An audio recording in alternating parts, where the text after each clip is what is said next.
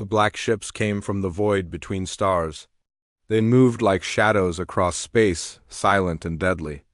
Admiral Zethkara stood on the bridge of his flagship, watching the blue planet grow larger on his screens. Earth, another world to conquer. Another species to break. Zethkara's mind touched the thoughts of his crew. The Kethvari did not speak with mouths like the lower creatures. They shared thoughts directly, mind to mind. It was pure, it was perfect. It was why they ruled the galaxy. Status report. His mental voice reached across the ship. All fleets in position, Admiral, came the reply from Captain Veltar. The weapon is ready for deployment. Zethkara smiled, though his face barely moved. The bioneural weapon was their greatest tool. It had broken 1,000 worlds. It would cut the connections between minds, stop the crude sound-making that primitives used to communicate. Without their noise, they would be lost. Alone, easy to control, he had studied the humans for months. They were loud creatures, always making sounds with their mouths, always filling the air with meaningless chatter. They could not share thoughts like the Kethvari. They were weak. "Begin the assault," Zethkara commanded. The first wave struck. Without warning, beam weapons cut through Earth's atmosphere like hot knives. Cities burned. Military bases exploded in brilliant flashes. The humans tried to fight back, but their primitive weapons could barely scratch Kethvari shields. In New York, Maria Santos was walking to work when the sky caught fire. The tall buildings around her shook as energy beams carved through concrete and steel. She dove behind a car as debris rained down. Her phone was dead.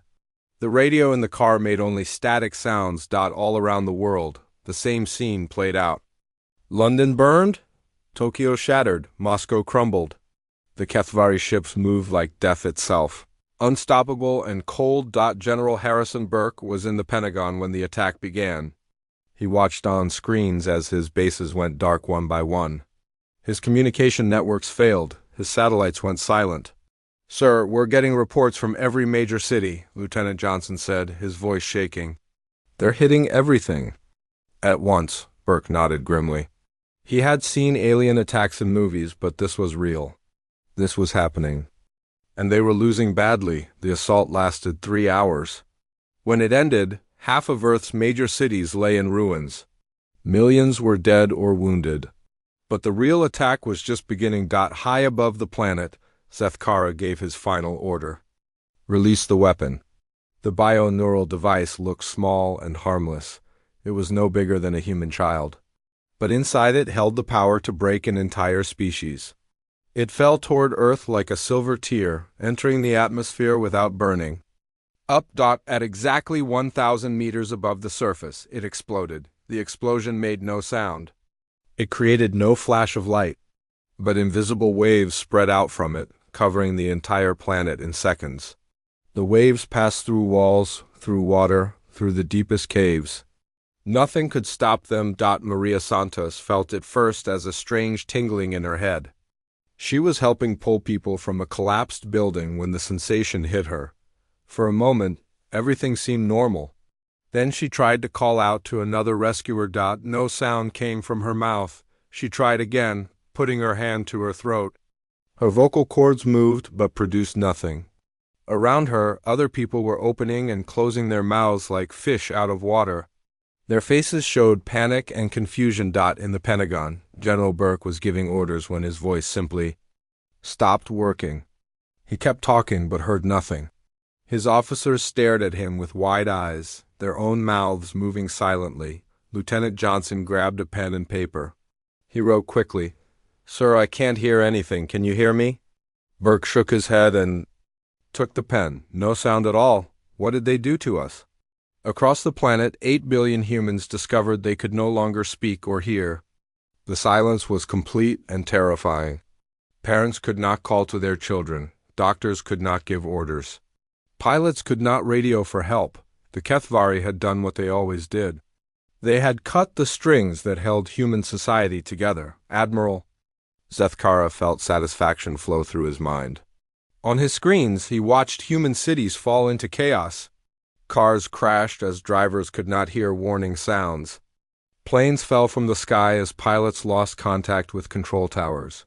Rescue efforts collapsed as workers could not coordinate. Perfect, he thought to his crew. Another species broken by silence. They will surrender within days. But something strange began to happen. In New York, Maria Santos found herself watching the faces of the people around her more carefully than ever before. Without sound to distract her, she noticed things she had never seen. The way a man's eyes widened when he was afraid. The way a woman's hands shook when she was angry. The way people's whole bodies moved when they tried to communicate, she pointed. To herself, then to a pile of rubble, then made digging motions with her hands. The others understood immediately. They began working together, using gestures and expressions to coordinate their rescue efforts. In the Pentagon, General Burke quickly realized that his military training had prepared him for this moment without him knowing it. Hand signals, visual codes, written orders. The Army had ways to communicate beyond sound. He began writing on a whiteboard. All units switched to emergency visual protocols. Use hand signals, use written messages, we are not broken. Around the world, humans began to adapt with a speed that surprised even themselves. Teachers used blackboards to continue lessons. Doctors wrote instructions on paper. Police officers created new hand signals for crowd control, but the Kethvari expected this. They had seen other species try these same things. It never worked for long. Without their primary form of communication, civilizations always collapsed within a week. Zethkara prepared his ground forces for the final invasion. The humans would be disorganized and helpless. It would be an easy conquest. He was wrong. In every city, in every town, in every small village, humans were doing something the Kethvari had never seen before. They were not just adapting their old ways of communication. They were creating entirely new ones. Artists began painting messages on walls that could be seen from miles away. Engineers rigged lights to flash in complex patterns. Children invented games using only their faces and hands that carried more meaning than words ever could. Most importantly, humans began to listen with their eyes, their hearts, and their souls in ways they never had before. The silence that was meant to break them was teaching them to truly see each other for the first time. Admiral Zethkara did not understand what he was watching on his screens. The humans should have been surrendering by now. Instead, they seemed to be growing stronger. Impossible, he thought to his crew. No species has ever overcome the neural weapon. But as he watched the blue planet turn slowly below his ships, Zethkara began to feel something he had not experienced in centuries of conquest. The humans were about to teach the galaxy's greatest empire that true communication came from the heart, not the voice. And that lesson would change everything. Dr. Sarah Chun had been sleeping when the world went silent. She woke up in her apartment in Geneva to the sound of nothing at all. The traffic outside her window moved, but made no noise. Her alarm clock's light blinked, but it produced no sound. She tried to speak and felt her throat move, but heard nothing. Panic filled her chest like ice water. As a language expert, words had been her whole life. Now they were gone. Sarah ran to her window and looked down at the street. People wandered around like lost ghosts. Some sat on the ground and cried silent tears. Others hit things with their fists, trying to make any sound at all, but Sarah noticed something else. A group of people near the fountain were moving their hands in quick, sharp patterns. She recognized it immediately. Sign language. They were deaf, and this strange silence meant nothing to them. If anything, they seemed calmer than everyone else. She grabbed her coat and ran downstairs. The deaf community center was only 3 blocks away, but the walk felt like a journey through a broken world. Cars sat abandoned in the middle of roads. Store windows were smashed. People wandered in circles, lost without the sounds that normally guided their lives. At the community center, Sarah found exactly what she hoped for. 23 deaf people were gathered in the main room, their hands moving in rapid conversation. When they saw her, several smiled and began signing. Sarah knew some sign language from her research, but not enough for complex conversation. She held up her hands and signed slowly. I am Dr. Chun. I study languages. Can you help? An older woman named Elena stepped forward. She signed clearly, "The hearing world has joined our world. We can teach you." Over the next 6 hours, Elena and the others gave Sarah the fastest sign language lesson in history. But more than that, they taught her something she had never truly understood before. Communication was not just about words. It was about the whole body, the face, the eyes, the way someone held their shoulders when they were sad or angry or afraid. "Watch," Elena signed, then made her face show 12 different emotions without using her hands at all. Joy, fear, anger, love, confusion, hope, despair, curiosity, determination, peace, excitement, and compassion. Each expression was so clear that Sarah felt the emotions herself just by looking. "Words are just one tool," Elena continued. "The body speaks a language older than any voice." Sarah understood. She thought about all the research she had done on human communication.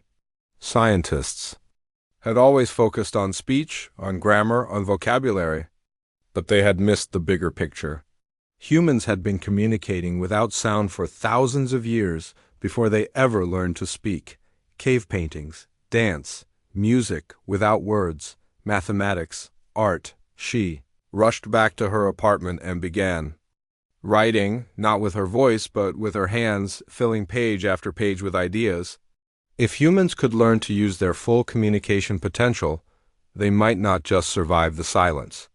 They might become stronger than ever before. Meanwhile, across the city, other people were making the same discovery. Marcus Rodriguez had been a street artist before the attack.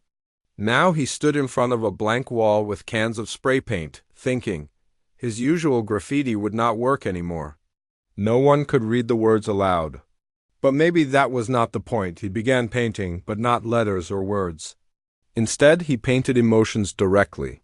Swirls of red for anger, gentle curves of blue for sadness, sharp yellow lines for fear.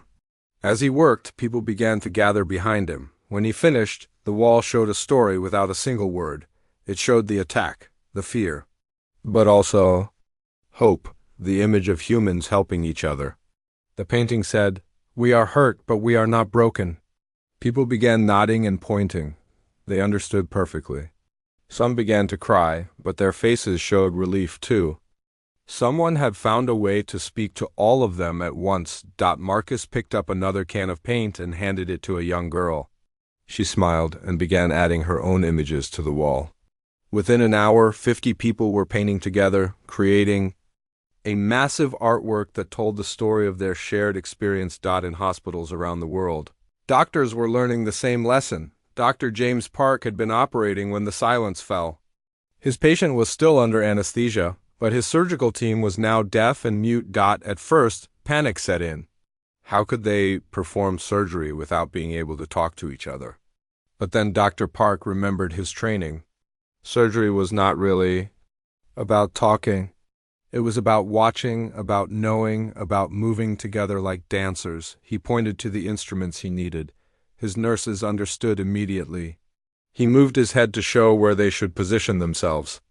His anesthesiologist watched the monitors and used hand signals to show that everything was stable. The operation continued more smoothly than any surgery Dr. Park had ever performed. Without the distraction of conversation, everyone focused completely on their tasks. They watched each other's faces for the smallest signs of concern or confusion. They moved together with perfect timing. When the surgery was finished, Dr. Park looked around at his team. They were all smiling. Without saying a word, they had performed better than ever before. The same thing was happening in schools, in offices, in homes across the planet. Humans were discovering that they had never really needed words as much as they thought they did. Children were especially quick to adapt.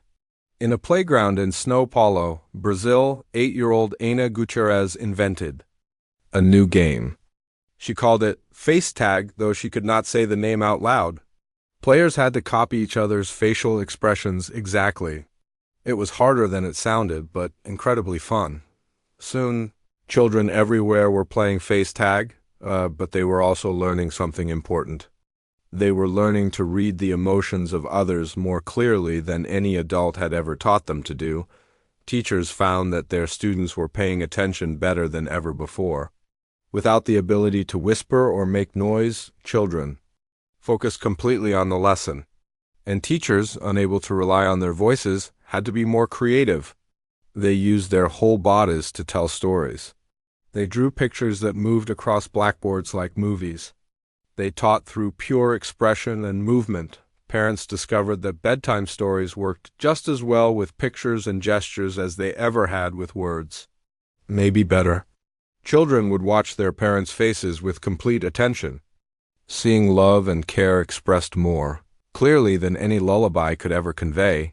But it was not just individual humans who were adapting. Entire communities were changing the way they worked together. In Tokyo, the city government set up giant screens throughout the downtown area. Instead of announcements, they showed simple pictures that everyone could understand. A picture of a water drop with an arrow pointing left meant the water station was to the left. A picture of a red cross with an arrow pointing right meant the medical station was to the right. Emergency services developed new systems.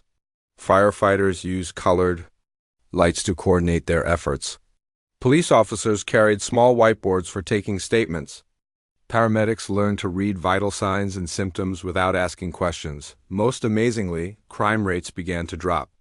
It was harder to lie when you could not speak. It was harder to hide your true feelings when your face and body language were the only ways to communicate. Sarah Chun watched all of this happen from her temporary office in the community center. She had become an unofficial coordinator for Geneva's adaptation efforts. Every day, people brought her new discoveries about communication without sound. A mathematician showed her how equations could tell stories more beautiful than any poem. A musician demonstrated how rhythm and vibration could carry emotions even when no one could hear the notes.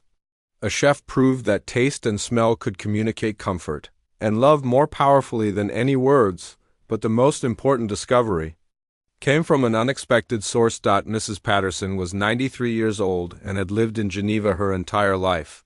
She came to the community center 3 days after the attack, walking slowly with her cane. Sarah tried to communicate with her through gestures, but the old woman simply smiled and shook her head. Then Mrs. Patterson did something remarkable. She reached out and took Sarah's hands in hers. She did not speak or sign or gesture. She simply held Sarah's hands and looked into her eyes. In that moment, Sarah felt something she had never experienced before. It was as if Mrs. Patterson was sharing her entire life story through touch alone. The warmth of her hands spoke of decades of love, loss, hope, and wisdom. Her eyes showed understanding that went deeper than any conversation could reach. When Mrs. Patterson finally let go, Sarah was crying. She had just experienced the purest form of human communication possible: connection without words, understanding without sound, love expressed through simple presence. Sarah wrote in her journal that night, "We thought language was about words, but words were just the beginning. Real communication happens when one soul recognizes another. The aliens took away our voices, but they gave us something greater. They forced us to remember what it truly means to be human." High above the earth, Admiral Zethkara was growing concerned. His reports showed that human resistance was not collapsing as expected. If anything, the humans seemed to be organizing more effectively than before the attack. "How is this possible?" he asked his intelligence officers. Captain Marcus Rodriguez crouched in the ruins of what used to be a shopping mall in Los Angeles. 6 days had passed since the silence fell, 6 days since humanity lost its voice. But in those 6 days, something incredible had happened. Marcus was no longer just a street artist. He had become the leader of a resistance. Cell without ever speaking a word. It started when people began gathering around his painted walls. The murals he created told stories that everyone could understand, no matter what language they had spoken before. Pictures of humans helping each other. Images showing where to find food and water. Warnings about areas where the alien ships patrolled. But the paintings were just the beginning. Marcus discovered that without the constant noise of voices, He could sense things he had never noticed before. The way people moved when they were afraid versus when they were determined. The subtle changes in their breathing when they were lying versus when they were telling the truth. The electromagnetic feeling that seemed to surround groups of people. When they worked together toward the same goal, he was not the only one experiencing this. Reports were coming in from all over the world. Humans were developing what could only be called enhanced intuition. In Berlin, Dr. Ingrid Schneider was a neurologist who had been studying brain patterns when the attack occurred. Now she found herself documenting the most remarkable changes in human consciousness she had ever witnessed. Her equipment still worked, even if she could not discuss her findings out loud. The brain scans showed something extraordinary. Without the constant processing of sound and speech, human brains were redirecting enormous amounts of energy to other areas. Visual processing had increased by 30%. The parts of the brain that handled spatial awareness and pattern recognition were working at levels she had never seen before.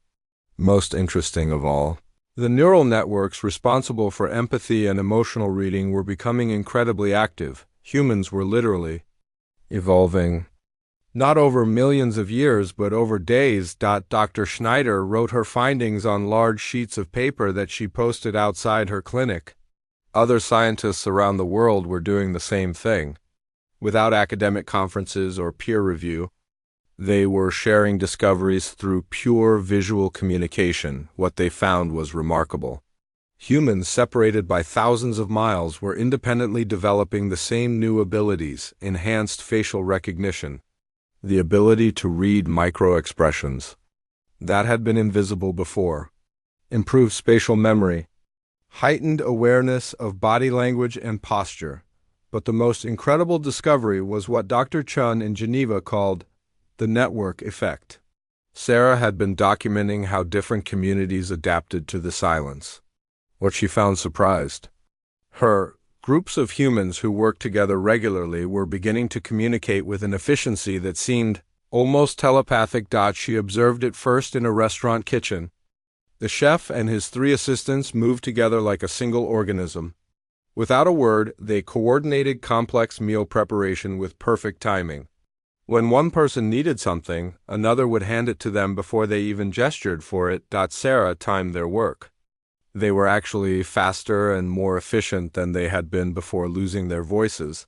She saw the same thing in construction crews, surgical teams, and even families. People who spent time together were developing an almost magical ability to predict each other's needs and thoughts. It was as if humanity was discovering that they were not just individuals, but parts of a larger collective intelligence that had always existed but had been hidden by the noise of constant talking. Marcus experienced this firsthand with his resistance cell. They had started as strangers who gathered around his painted walls. But within days, they moved together like they had been partners for years. There was Elena, a former teacher who could organize supply runs with just a few hand gestures. There was David, an engineer who could disable alien surveillance devices using tools that others handed to him without being asked. There was Maria, a doctor who could triage wounded people while others prepared exactly the right medical supplies. Together, they formed something that was greater than the sum of its parts, but the network effect was not limited to small groups. It was happening on a massive scale.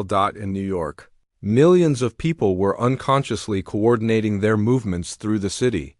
Traffic flowed more smoothly than it ever had, even with broken traffic lights. People walked in patterns that seemed random but were actually incredibly efficient. It was as if the entire city had become a single living organism. The same thing was happening in London, Tokyo, Mumbai, and every major city on Earth. Humans were organizing themselves without leaders, without plans, without any central authority. They were operating on instincts and awareness that seemed to come from somewhere deeper than conscious thought. Admiral Zethkara watched these developments with growing alarm. His telepathic probes could not penetrate whatever was happening with the humans. It was not telepathy as the Kethvari understood it. It was something else entirely. "They are becoming invisible to our mental scanners," Captain Veltar reported. We cannot predict their movements or read their intentions. Impossible, Zethkara replied. They are a primitive species. They do not have telepathic abilities. No, Admiral, but they appear to be developing something else. Something we do not understand. Zethkara felt a chill run through his thoughts. In 3,000 years of conquest, the Kethvari had never encountered a species that could hide from their mental probes. It was their greatest advantage. Without it, they were just another species with advanced technology, but the humans were not just hiding. They were actively working against the invasion in ways that seemed impossible. Kethvari supply convoys would find their routes blocked by obstacles that appeared overnight. No human was ever seen placing these barriers, but somehow they knew exactly where to put them for maximum effect. Communication. Arrays would be sabotaged by humans who seemed to know precisely which components to target, even though they had no knowledge of Kethvari technology. Most disturbing of all, human resistance groups across the planet were coordinating their activities with perfect timing. Even though they had no way to communicate across long distances, it was as if the entire human species had become a single, vast intelligence that could think and act as one. Marcus felt this connection most strongly during what he privately called the moment. His resistance cell was planning an attack on a Kethvari outpost. They had spent hours studying the target, using hand-drawn maps and gestures to coordinate their approach. But as they prepared to move out, Marcus felt something strange. It was a feeling that came from everywhere and nowhere. A sense that thousands of other humans in other cities and other countries were preparing to do exactly the same thing at exactly the same time. He looked at his team and saw the same awareness in their eyes. They all felt it, the knowledge that they were not alone, that their small action was part of something much larger. Around the world. At precisely the same moment, resistance cells attacked Kethvari positions. There was no central command, no communication network. No way they could have coordinated these attacks through any normal means, yet somehow, they all knew exactly when to move. The attacks were devastating.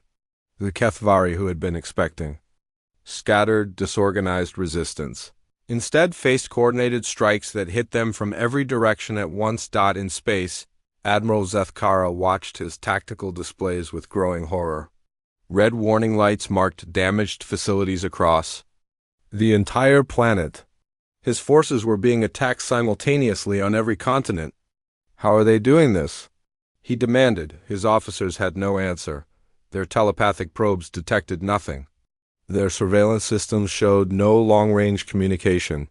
Yet somehow, the humans were acting as if they shared a single mind. But it was not just military coordination that amazed the observers.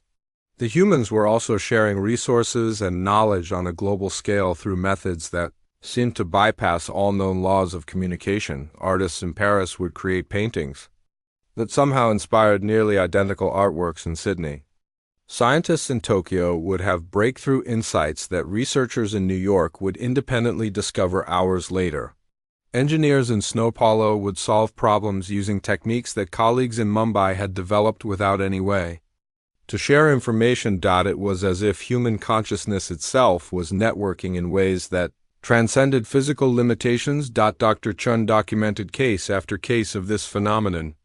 She called it morphic communication, the idea that humans were sharing information through fields and patterns that existed beyond normal sensory perception. Musician in Vienna would compose a melody using only visual notation, and the same melody would appear in the work of composers on other continents. Children in different countries would invent identical games on the same day.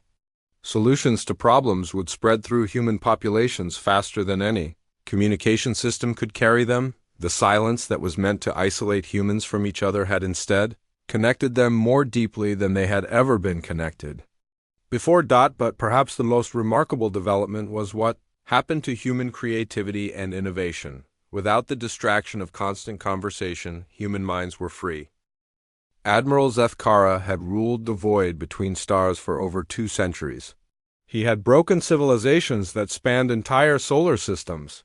He had crushed species whose technology rivaled that of the gods. but now staring at the tactical displays, showing his crumbling occupation of Earth. He felt something he had not experienced since he was a young warrior, complete confusion. "Bring in the Mindbreaker fleet," he commanded his officers. "If conventional occupation will not work, we will shatter their consciousness entirely." The Mindbreaker dreadnoughts were the Empire's most feared weapons. Each ship was the size of a small city and equipped with psychic amplifiers that could drive entire populations insane. They had been used only 3 times in Kethvari history, and each time they had left dead worlds behind. Captain Veltar hesitated before responding. "Admiral, the humans have no telepathic abilities. The Mindbreakers are designed to attack psychic networks. They may have no effect on these creatures." "Then we will learn something new," Zethkara replied coldly. "Deploy them immediately." But as the massive ships moved into position around Earth, something unprecedented happened. The humans seemed to sense their arrival hours before any scanning. Equipment should have detected them. Marcus Rodriguez felt it first as a pressure behind his eyes. He was in the middle of planning another coordinated strike when suddenly every human in his resistance cell stopped what they were doing and looked up at the sky. They could not see the ships yet. They were still thousands of miles away in space. But somehow, every human on Earth knew that something terrible was coming.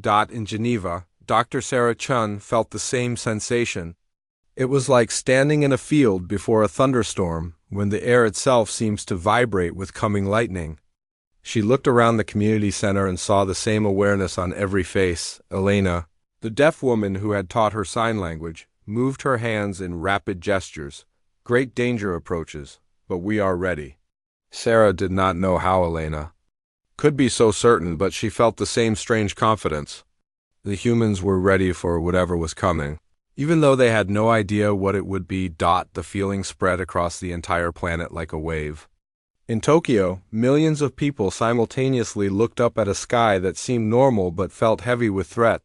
In New York, construction workers stopped their hammering and gazed upward with expressions of calm determination. In small villages across Africa, farmers left their fields and gathered in their town centers, waiting for something they could not name, but somehow knew was coming.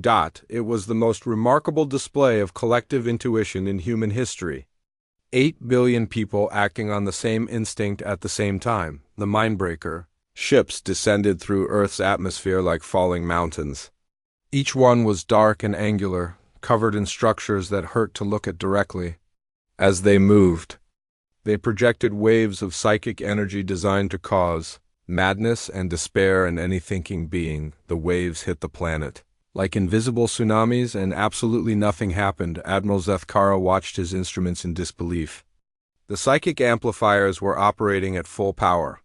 Energy readings showed that the mind-breaking fields were saturating the entire planet.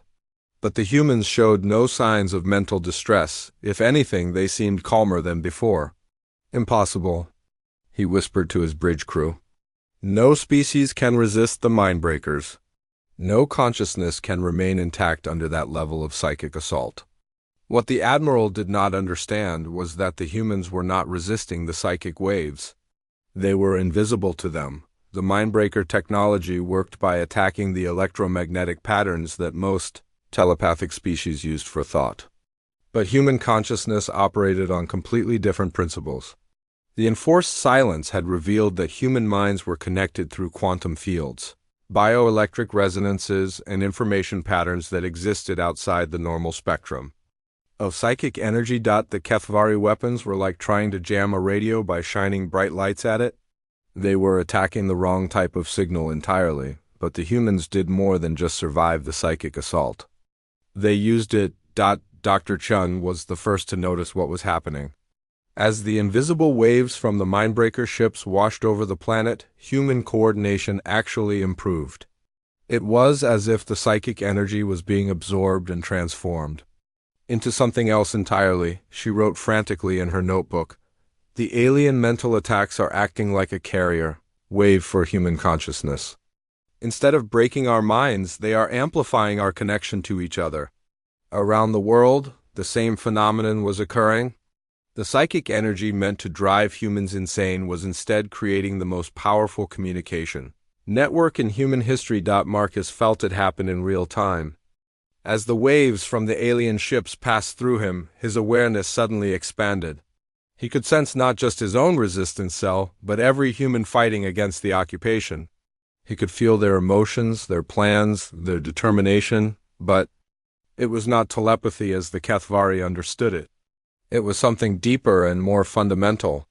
It was the direct sharing of human experience itself. For the first time since the invasion began, humans could truly coordinate on a global scale. The counterattack began immediately. In Los Angeles, Marcus led his team in a strike against a Kethvari communication hub. But their attack was perfectly timed with similar strikes in London, Berlin, Sydney, and 50 other cities. Every resistance cell knew exactly when to move, exactly what targets to hit, exactly how to coordinate with operations thousands of miles away. The Kethvari forces, expecting to face a broken and confused enemy, instead encountered the most organized military resistance in galactic history. Human pilots flew in formations that seemed to read each other's minds. Ground troops moved with the precision of a single organism.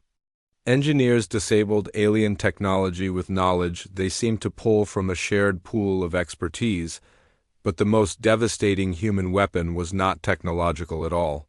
It was their silence itself. The Kethvari had built their entire military strategy around telepathic communication. They could read the thoughts of their enemies, predict their movements, and counter their strategies before they were even implemented, but human consciousness was like a blank space to them. They could not read human thoughts because human thoughts operated in frequencies they could not perceive. It was like trying to see ultraviolet light with normal vision. Human attacks came from nowhere and struck with perfect timing. Kethvari commanders found themselves fighting ghosts that appeared and disappeared without warning. Admiral Zethkara watched his tactical displays with growing horror as red warning lights spread across the planet. His forces were not just losing ground, they were being systematically dismantled by an enemy that seemed to know their every move while remaining completely unpredictable themselves. How are they doing this? He demanded. They have no technology that we cannot detect. Number. Weapons that can match ours. No telepathic abilities that we can measure. Admiral, Captain Valtar replied hesitantly, perhaps that is exactly the problem. We have been fighting them as if they were like us. But they are not like us at all. Zethkara did not want to hear this, but he knew it was true. In his arrogance, he had assumed that all intelligence worked the same way. That consciousness was consciousness, regardless of the species that produced it. But the humans were proving that assumption wrong in the most devastating way possible. They were not just a different species. They were a different type of consciousness. Entirely. One that operated by rules the Kethvari had never encountered and could not comprehend. The counterattack reached its peak when human forces launched a coordinated assault on every major Kethvari position simultaneously. It was a military maneuver that should have been impossible to coordinate without advanced communication technology, yet it happened with clockwork precision. In New York, Sarah Chun stood on the roof of the community center and watched human aircraft streak across the sky in perfect formation. They moved like flocks of birds, each pilot somehow knowing exactly where the others would be at every moment on the ground. She could see human forces advancing through the city with the same supernatural coordination. They moved in patterns that were beautiful to watch, like a deadly dance choreographed by some invisible master. But there was no choreographer, no central command, no communication system that the aliens could detect or disrupt. There was only the network of human consciousness, awakened by silence and strengthened by the very weapons meant to destroy it. The battle raged for 18 hours. When it ended, the Kethvari occupation of Earth lay in ruins. Admiral Zethkara found himself staring at tactical displays that showed only defeat. His ground forces were scattered or destroyed. His communication networks were down. His supply lines were cut. For the first time in the history of the Kethvari Empire, a primitive species had not just resisted conquest, but had actively defeated their forces in open battle. Impossible, he whispered, but the word felt hollow now. The humans had made the impossible routine. As he prepared to withdraw his remaining forces, Zethkara realized that he was not just retreating from a single planet. He was fleeing from a new type of consciousness that challenged everything the Empire believed. The morning of the 13th day brought something that no human had experienced since the invasion began. The sound of their own voice. Dr. Sarah Chun felt it first as a tingling in her throat. She was writing her daily observations in the Geneva Community Center when suddenly she could hear her own breathing. Not just feel it, but actually hear the soft whisper of air moving through her lungs. She touched her throat gently and whispered, "Hello?" The word came out soft and rusty, like an old machine starting up after years of silence. But it was there, real, audible. Around the room, other people were making the same discovery. Gasps of surprise, quiet laughter. The sound of voices that had been locked away for nearly 2 weeks, but something had changed. The humans who could now speak again were not the same humans who had lost their voices. 13 days ago, Sarah stood up and addressed the room, but her voice was different than it had been before. It was calmer, more precise.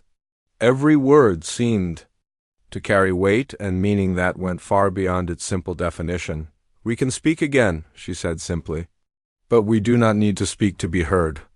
Across the planet, 8 billion humans were rediscovering their voices and making the same realization. The ability to make sound with their mouths was just one tool among many. They had learned to communicate in ways that were far more powerful than speech had ever been. Admiral Zethkara detected the change in human vocal patterns within minutes. His ship's sensors, designed to monitor primitive communication methods, suddenly came alive with human speech from across the planet. "They have regained their ability to vocalize," Captain Veltar reported. "The bio-neural weapon is failing." Zethkara felt a mixture of relief and terror. Relief because he understood vocal communication. It was primitive and limited, but at least it was something he could comprehend. Terror because he had seen what humans could do without voices. What would they accomplish now that they had their full communication abilities back? He was about to find out. The first human transmission came through the Universal Translation Protocols at exactly noon, Geneva time. It was broadcast on all frequencies, using technology that the humans had somehow constructed during their period of silence. The voice belonged to Dr. Sarah Chun, but she spoke with the authority of the entire human species. "People of the Kethvari Empire," she began, and her voice carried across space to every ship in the invasion fleet. "We speak to you now not as enemies, but as fellow conscious beings who have learned something that we believe you need to know. Admiral." Zethkara listened with growing amazement. The transmission was not just audio. It was somehow carrying visual information, emotional content, and sensory data that his equipment should not have been able to process. It was as if the humans had learned to encode entire experiences into their communication. "For 2 weeks, you believed that you had silenced us," Sarah continued. "You thought that by taking away our voices, you had taken away our power. But you gave us something far more valuable. You gave us silence, and in that silence we learned to truly listen." On his bridge, Zethkara felt something he had never experienced before. The human transmission was somehow affecting his telepathic abilities. He could sense emotions and thoughts that were not his own. It was impossible, but it was happening. "We learned that communication is not about making noise," Sarah's voice continued. "It is about connection. It is about understanding. It is about recognizing that consciousness is not something that belongs to individuals, but something that connects all living beings." The transmission was having an unexpected effect on the Kethvari crew. Several officers were staring at their instruments with expressions of confusion and wonder. It was as if they were seeing their own telepathic abilities from a completely new perspective. "We know that your empire is built on the idea that stronger minds should dominate weaker ones," Sarah said.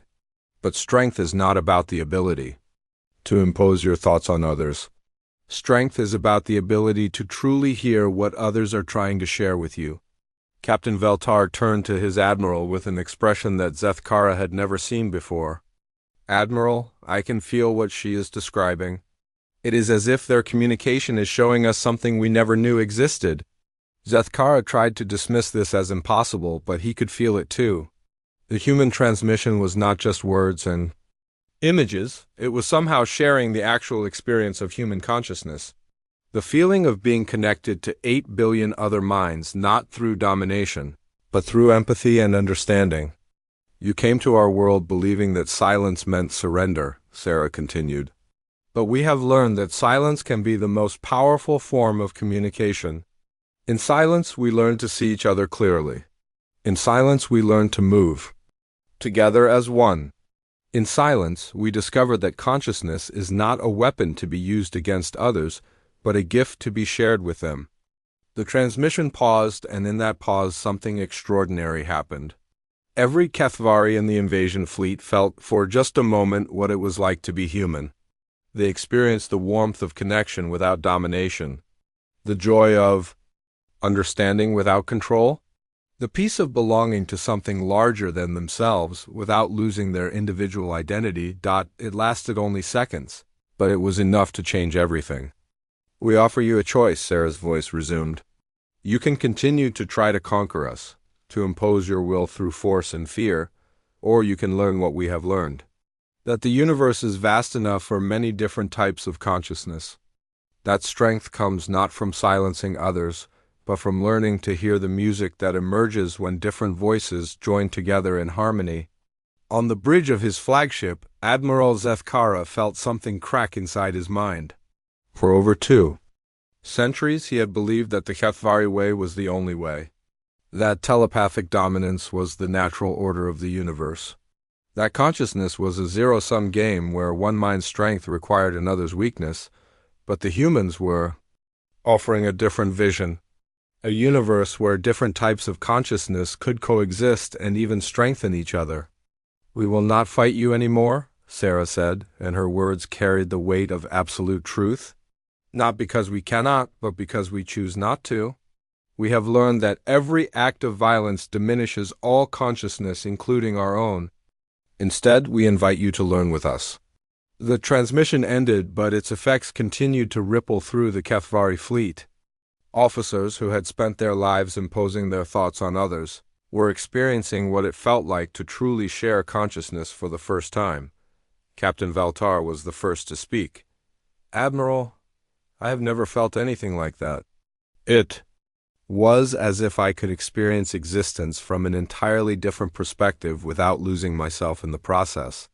Other officers began to report similar experiences. The human transmission had somehow given them a glimpse of consciousness as connection rather than domination. It was a perspective that none of them had ever imagined possible. Admiral Zethkara found himself facing the most difficult decision of his long military career. His orders were clear: conquer or destroy. But the humans had offered something that the Kethvari Empire had never encountered. A genuine alternative to conquest. He opened a communication channel to his fleet commanders. "All ships stand down from attack positions. I am considering the human proposal." The response was immediate and surprising. Instead of objections or demands for explanation, his commanders expressed relief. It was as if the entire fleet had been affected by the human transmission and was ready to explore this new possibility, but not everyone in the Empire was ready for such radical change. Within hours, Admiral Zethkara received new orders from the Imperial Council. He was to be relieved of command for failing to complete the conquest of Earth. The entire invasion fleet was to be replaced with a more aggressive force, but something unprecedented happened. When the relief ships arrived, they found empty space.